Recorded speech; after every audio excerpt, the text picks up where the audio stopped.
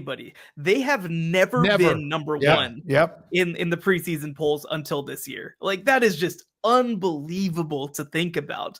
But, I do think it is justified. But I will say also, this is one of the toughest years that I've ever had trying to nail down a number one team, because every single team that's contending, and there, by the way, are 6 or 7 teams that I think have a very reasonable chance and a very reasonable case for being number one. All of them have flaws, right? I mean, because it's not just Texas. Texas has to replace their entire offensive line. They've got a new quarterback. They've got to replace a lot of their best players in the secondary. Georgia, right? Georgia is replacing a whole lot of talent. Notre Dame's got a new quarterback coming in. Penn State hasn't necessarily had the success at receiver that they need to have.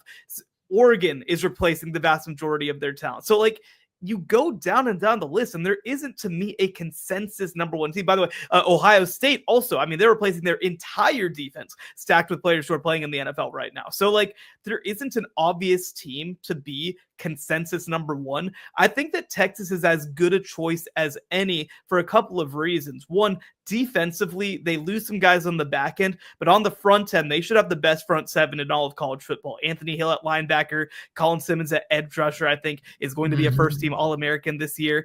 You get C.J. Baxter back at running back, and they do bring back at least 2 players on the offensive line. And by the way, that doesn't even get into that Arch Manning conversation.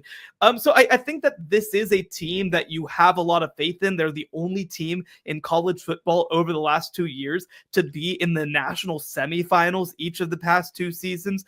And this is a culmination year in so many ways. So again, lots of teams that I think there are lots of teams that deserve conversation for number one, but I think that Texas is a pretty worthy choice to be number one. I think